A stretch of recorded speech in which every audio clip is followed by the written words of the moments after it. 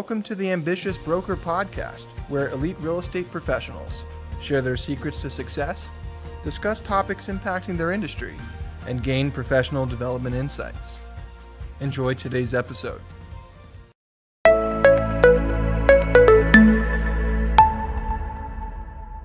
Welcome, everyone, to today's version of Ambitious Broker. Today we have with us a gentleman by the name of Neal Weichel. And Neal isn't a real estate agent. He's a phenomenon. And that is to the tune of something like 4,500 houses sold. He's averaging about 170 houses per year. And I think that for 15, 20 years, you've been the top person for RE/MAX in California, or one of them, aren't you? Well, the way they do it now, Roger, is you've got small teams, medium teams, large teams. If you were to go back to when I started at RE/MAX in '94, I would, I suppose, be the agent that's produced the most real estate, sold the most real estate. Right. But now you've got these teams that are, quite large. Right. So I doubt that, if you just looked at units, I would still be the top There's person. still a lot of units, man. Yeah, well, quite honestly, we do them in a very small, it's mostly, me and a couple of people. It's not, a 20, 25, 30-person team. So it's not even fair to call them teams, really. Yeah, they're brokerages, really. They're offices within offices. Yeah, sure. And they're very efficient. It's, I'm studying them very carefully right now because our industry has been changing rapidly over the last 5 years. And some very good friends of mine have made the decision to go from being the Neal Weichel model to the, much larger model. And that works for them. And they seem very happy. So it's, it's a fascinating time in real estate. That's what are you sure. thinking? Well, I have more years behind me than I do in front of me. So the Neal Weichel Group, which is how I branded my team, will exist whether I'm involved in the day-to-day or not. I'm still very much involved in the day-to-day. Last year we worked really hard. We sold 200 houses, and it's just a wacky year all the way around for so many reasons. But it was a very busy year. And this year I expect to be the same. But I wrote a 2-year plan that ends at the end of 2022. And at that point, I will not be going on, 130 listing appointments a year. Right. And you do that now? I do. You do. How many do you lose? I'm right at about 90%. That you win? Oh, yeah. Yeah. So you lose 10%. About, yeah. Yeah. That's a pretty consistent number. I've been between 86 and 92% for about 15 years. Right. Let me tell you why I'm doing this show. This is not a show that's designed to be some kind of a moneymaker or anything of that nature at all, or to break any kind of viewing records. When I first started, I met a guy who, and I've told the story on some of the other shows, I met a guy who I just hooked up with. He worked at a different company, and I was door knocking. His name kept coming up, and I called the guy up and I said, I got to talk to you, man, because I'm meeting people and everyone's talking about you, and I got to know what you know that I need to know. And I called the guy up, and he was a superstar, a well-known person in the industry. And the guy was gracious as hell. He said, and he just took time with me. We did lunch, and then we actually became friends. And over time, probably in real estate, the most influential person for me personally. Oh, wow. At least in terms of my sales career. And so, I think back at how many times we had a chance to talk to people like that, or like you. You're a busy guy. And by the way, thank you very much. I know you're busy, man. And to come in and to share with it, is special. And we appreciate it. I hope that there'll be people who will dial in and get to have a chance to at least have, a long lunch with you today. Basically. So my whole idea is to say, is to get mindset out to people as much as anything. We're not going to teach in an hour or an hour and change how to close and how to give listing presentations, but we can talk about the personal makeup, what it is that makes something, special. And I want to be kind of transparent with everyone. I've known you since the day you started in real estate. You were my first broker. And so we've known each other for a long time. And while we've not been social friends per se, I've always watched you from afar. And after I sold my company, paced you very closely.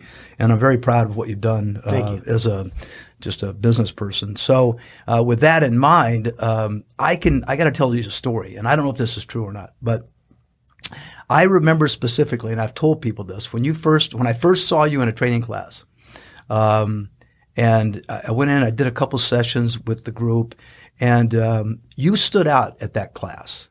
And the reason you stood out, and I always would, it was interesting to me to test my instinct. You walk in, you talk to people, you see faces, you see them respond to things and so forth. And I've told people afterwards that when you came in, I felt like you were a person from had a previous career, so to speak, and we'll talk about that in a minute. And when you came into real estate, I had a sense that you were licking your chops, almost like, oh my goodness, this is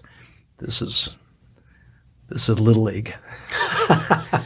Well, I don't know if I thought it was Little League, but I'll tell you the reason why I chose at that time R.R. Gable was because you talked a lot about training.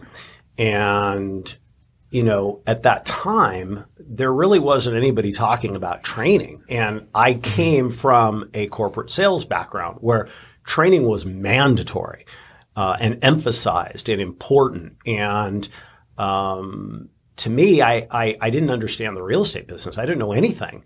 And my thought is the sooner I learn how this business works, I will know whether I'm going to pursue it or not. Because what you don't know is I had 2 jobs, actually 3, but 2 jobs when I started with R. Gable. And the next 6 months was me deciding whether real estate was the right fit for me. Really? Because I was at an age where, I was in my late 20s where whatever I decided to transition into, I was going to be my career. Right. And I candidly didn't think a lot about real estate. My wife certainly didn't think a lot about real estate. She had experience working with builder developers and real estate agents, and she didn't think highly of the profession of real estate agents. Right. She was saying things like, what about medical sales? Or what about, what about financial investments and stuff? And I certainly, candidly, I think I could have gone into whatever I wanted to, but, the appeal of real estate to me was the ability to have my own business and perhaps most importantly, Roger, not have somebody tell me what I couldn't do, as long as I was following the rules, obviously, right, and how much money I was going to make. And that's the problem with corporate sales. They always tell you, and if you get really good at it, they start telling you made too much money. Right? I mean, it doesn't matter. You pick the industry. Oh, yes. It's all that way. So what appealed to me about real estate was the ability to do both. And in the 6 months I started with you in May of 91, I'll never forget this. By January of 92, I was making more money in real estate than I was in my corporate job. And I had a pretty good job.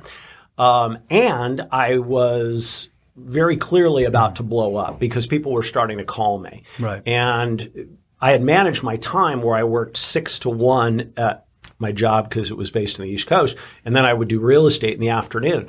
And it just got to the point where I was working 7 days a week and 14, 15 hours a day. And so anyway, I cut the cord in February of 92 and said, okay, goodbye company car, goodbye expense account, goodbye guaranteed salary, goodbye benefits. We just had our second baby at the time, goodbye health insurance. Right. Anyway, so that's really where it all started. But R. Gable and your philosophy specifically of let's train these people. Let's get them, technology. Let's be a forward-thinking company. All that resonated with me, and it was a good start. It's interesting when I first started the company, my real estate company, for 5 years we did not hire a new salesperson, and I basically said I'm not going to do it until I can train people better than anyone else in the industry is training people. And that meant at that time, I don't know if yours was a 3 or 4 week program. Do you remember at the time? It was a month. A month, yeah. So we had a 4 week, we had a 3 week, and then we had a 4 week full-time program. So for someone to come and work at R.R. Gable, which was my company at the time, had to make a decision about why would I go there and spend all that time when I could go down at Century 21 and start tomorrow. Mm-hmm. And it's funny because I've had a lot of people, even in the last couple of years, say to me, are you surprised at how many of the people who came out of your company has gone on to do extremely well? Oh, that's interesting. Yeah, and it's a very high percentage. We're very proud of it. And I says, but I got to be honest with you. I think I'm proud of what we put together, proud proud of the training program. But your success has come, not because of that so much as what you've done with yourself afterwards, and we're going to talk about that. But the interesting part of the story, I think, to you would be interesting, is that I said to people, I'd like to take credit for everybody's success, but I think the moment someone has to make a decision about, I'm going to go spend 4 weeks to learn something when I don't have to, that one little thing, all the difference in the world. So oddly enough, our training program, I think, brought out the winners. It attracted people to us, and who like you said, "God has some training," and you look at it probably as that's all there is, and yet it was the most in the industry. In most industries, that would be nothing. I mean, if you wanted to be a stockbroker, for example, your training would be a 2-year program before you can get a Series 7 license. Right. So any really structured professional sales job, and let's face it, real estate is a sales job. The minute you think that it's not, you're not going to do very well. Right. Well, all business is a sales business. All business has a sales component, but real estate specifically, when somebody hires me to sell their home, they're hiring me to sell their home. And that means I have to do a very good job of working with all the other agents, with the buyers that might have an interest in that, and with communicating, right? Especially if I need to guide and advise that seller, hey, we're a little high on price, or hey, let's do this to make it show a little better, or whatever. All of that is selling. Right. Every single thing we do is selling. Selling an agent on showing a property, selling them on making an offer, selling a client, a seller, if it's a seller, on things they need to do to their home. Sometimes they don't want to do what I tell them to do, Roger, but I know it's going to put more money in their pocket and give them a better experience. So if I can do it in a soft way, in a way that appeals to whatever their personality style is, then they're going to do it, and they're going to have a better experience, and they're going to write me a nice review, and everybody's going to be happy at the end of the day, which of course is the objective. But the thing that is interesting about real estate, and it was interesting in 1991 and it's still interesting today, is people don't want to talk about the sales aspect of it. It is a straight sales job. That's true. Right? You are interviewing for the job of selling that client's home, or if you're going to help somebody buy a home, you want to have their confidence that you're going to take them from point A to point B, tell them what they need to do, guide them in their best interest, and have a successful closing. Right. Otherwise, you don't get a check and they don't get a house. Right. That's all. How much is selling in the transaction, closing lines and things like that, and how much of it is just building an aura of credibility moving into these relationships? Yeah, I mean, I think if what you're asking is how good do you have to be at closing? My close is always the same. Do you want me to get my photographer on the phone right now so we can get started? That's my close. I don't have some big wind-up. Mike Ferry, who you know well, will tell you that of the 3 Ps, the 3 things that all real estate people need to do, which is prospect, present, and perform for the closing. The closing is the inevitable result. It's the least important, right? It's the presentation. If you make a good presentation that's question-based and based on what's best for the client is going to hire you. It's just like, all right, Neal, where do we sign? Right. It's rare that you have to go through close 1, close 2. Now, sometimes you do if commission comes up or pricing comes up. There may be some closing questions around that, but no, it's all, when you talk about an aura, all that is your presentation. Yeah. What did you look like when you showed up, and how did you present, what you're going to do for the client, and when you sat down at the table and went through the pricing strategy, But you walk in to everything today with a reputation. I do now. Yes, yeah, sure, you do now. Sure. And so that helps. Most of the time. Most of the time. Yeah. I mean, I present, whether it be a buyer or a seller, to a fair amount of people, especially these days, that don't know me. Right? They maybe Googled me, or they buyer maybe side, Googled, especially buyer side. We're doing some marketing right now that we've never done before. I'm spending money that I've never spent before. Mostly as part of this transition to where a steady stream of leads will come in, and it's happening right now as we speak. And those people don't know Neal Weichel from Roger Hance. They don't care. They want to care about the house on Apple Street, right, or whatever it may be. Right. So you're the number 1 agent in Santa Clarita for 21 years in a row. Great. I could give a rip. Right. Show me the house. Right. And so is that changing your dialogue at all? I mean, you have to be thinking about, these people don't know me, they've never seen me, they don't know me, and now you have to think about, This is a little different approach. Well, my buyer script is always the same. It's because most buyers don't know me. Even if they are, let's say, a referral from a past client, I'm going to ask, especially if they don't live in the, what brings you to Santa Clarita? What's the time frame? What are you looking for in a home? What's your time frame? Who's the lender you're working with? I mean, all the basic buyer pre-qualification questions, whether they know me or don't know me or have no idea who I am or how many homes we sell. Sometimes they're just trying to go directly to the listing agent. Right. And of course, then I've got a whole script for that. So, So let's start at the beginning here. So you were working corporate jobs. Mm-hmm. That's what I remembered mostly about you. And you look at this real estate thing and you see that, boy, that world over there where I make a fraction of the money is much more structured, much more.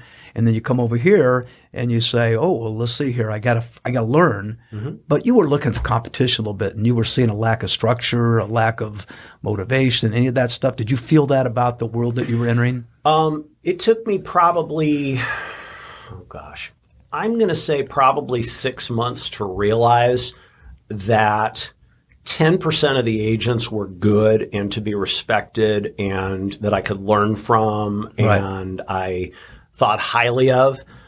Maybe 30% were okay. Maybe good people. Yeah, nice people, sweet people. Work okay, knew what they were doing at least. And then 60%, I honestly had no idea why they were in the business at all. I felt like it was because they didn't know where else to go. There was no commitment. More true today than it was then? Or? Actually, I think it's probably pretty similar today with the exception being that it's pretty easy to sell a few houses and stay in this business and make 40, 50 grand. Right. Back then the average sales price was, 175, 180, 190, 200 grand. Right. Today it's 7. Right. So, I honestly don't know. I don't spend as much time with the other agents as I used to. Yeah, right. So you leave, you get out of training class, you spend a month at it, you get into, your office in Valencia and what's the first thing you start doing? So, you were here, Glenn Rollins was my local broker, and I said, okay, Glenn, I just learned all the tech side. I know how to run the MLS. I know how to run contract. Great, but I need sales training now. Where is any, pulled out this box of action workshop tapes from Mike Ferry and said, listen to these. And I had been through lots of sales training in my previous job, so I understood that completely and took to it right away. Right. And what I would do is, at least at the beginning, I would work my day job until about 1 o'clock, have lunch, and then I would come here and I would either make calls or knock on doors. And then on weekends, I would do open houses every weekend. So you were cold calling, door knocking. Mm-hmm. Now, did you build a farm? There was farm? There was an area that I worked, an area of Saugus that I worked, and it wasn't very long before I was the number one agent in Saugus. In fact, I think my first full year, I was the number one agent in R.R. Gable. I started to, I would go door to door with always something in my hand, something, a new listing I had taken or a house that was going to be open that weekend, hey, if you want to stop by, I'd love to talk to you. If you know anybody looking to move into the area, people could see I was working. So, it didn't take long. You think that's it? I'm sorry? You think that's it? People need to know you're working? Don't you think that's what the public wants? Boy, I think so. I hope so. Well, I think they do. And I think the public's more educated than ever. You have to remember back then the public had no access to the MLS. Right. Cell phones weren't used. Every offer was presented in person. The amount of information that the public had, they had nothing. So if I showed up at your door and said, hey, I just listed the home around the corner for $310, it's the largest model in the neighborhood and we're looking for people that might be interested in moving to a larger home. When do you plan on moving? People would go, hey, I'll never forget the first listing I ever took. The guy was moving to Vegas. And the first sign call I get is from a client, or ends up being one of my best clients, down the street. Neal, we've always wanted to get a bigger home in the neighborhood, but we have a friend that's going to sell ours, but could you come talk to us about maybe buying, and off you go. Right. Right. So just working deep into those neighborhoods, it didn't take long before I knew Saugus like the back of my hand. Because when you're going door to door, you learn it pretty quick. Right. Yeah. And did you focused in a small area, 1,000 houses, 500 houses? Yeah. All of Saugus? It was about 1,500 homes. 1,500 homes. Yeah. And So you were going back and getting people to know who you were. Your objective is know me. inside of 6 months, everybody knew who I was. So inside of a year, they were calling me. Were you mailing? No. Spending money? Mm-mm. Just showing I didn't have face. any money to spend. Got it. No, it was just face to face. I had this kind of odd idea for a long time, Roger, that it was it was kind of a Mike Ferry idea, really. It's much more profitable to just go out and meet people than it is to mail them and expect that they're going to call you. Right. The return on that wasn't high enough for somebody that, A, I didn't have anything else to do anyway, and B, Right. I didn't really have the money to invest in that kind of stuff. And it was drilled into my head, that realtors, by and large, make $1 and spend $1.10. I mean, it took, I think, probably 6 or 7 years before I even committed to the little real estate book that used to be around back then, which was a wonderful, wonderful thing. Back then, before the internet, people called off that all the time. I did a little homes and land for a while because I liked the guy, but that wasn't as effective as the real estate book. And then, of course, by the 2000s, the internet started to come in and changed everything. Right. So, what did you do different then? With the internet? Yeah. That's a good question. It's a long time ago now. It's almost 20 years. Right. I think just really use the technology that existed to be more productive. I went back and did a kind of a retrospective on my career. And because last year, I wanted to see if last year was the biggest year I'd ever had for production. Right. In terms of money, it was. In terms of units, it wasn't. It was third. But the year that I did the most transactions, I did 220. It was me, 2 assistants, and 1 buyer agent. It almost killed us. And I mean, I'll never forget it. I remember going home at night just being mentally nothing left. I mean, nothing left. But the only reason I could do 220 transactions in 2002, whereas I couldn't necessarily do that, 3 or 4 years before, was technology. It was, you presented offers by fax and then by email, right? Think about it. You know this. Yeah. You had to present every offer in person for the first 7 years of my real estate career. I mean, think about it. Every night you're presenting an offer. Half my business was buyers, half of it was sellers. Yeah, people come in today, they don't have a clue about those little nuances. Oh, well, cell phones. I mean, think about this. You had a pager. Remember pagers? Sure. Yeah, 286-0151. I still remember it on my belt when I was in your training thing, right? Yeah. And, a cell phone alone allowed you to be more efficient. So all the things that the internet did really just allowed you a better use of your time. Right. It didn't necessarily mean that you were going to change your marketing dramatically, although certainly in time it was very clear that the role of a buyer agent had changed, and it was very clear that the public had access to information that they didn't have before. They were going to tell you what they wanted to see, not the other way around. Right. It just changed everything. I mean, today's millennial, if you will, whether it be an agent or a buyer or a seller, I've got my youngest and newest hire, I hired him a little over a year ago. He's 33 and he's very tech savvy, which is wonderful. Mm-hmm. And he has no idea what it was like. And he shudders to think of how inefficient, right, our industry used to be. Right. And it was. Yeah. It was. I mean, our contracts were in press hard, you're making 3 copies. Right. Remember that? Right. Well, the good news is there are only 2 pages. 4, I think. But still, your point is well taken. Yeah. Now it's all DocuSign. I mean, DocuSign alone makes your life so much easier, right? Thanks for joining us on another episode of the Ambitious Broker Podcast, where elite real estate professionals share their secrets to success, discuss topics impacting their industry, and gain professional development insights. If you've enjoyed today's episode, please rate it and leave a review.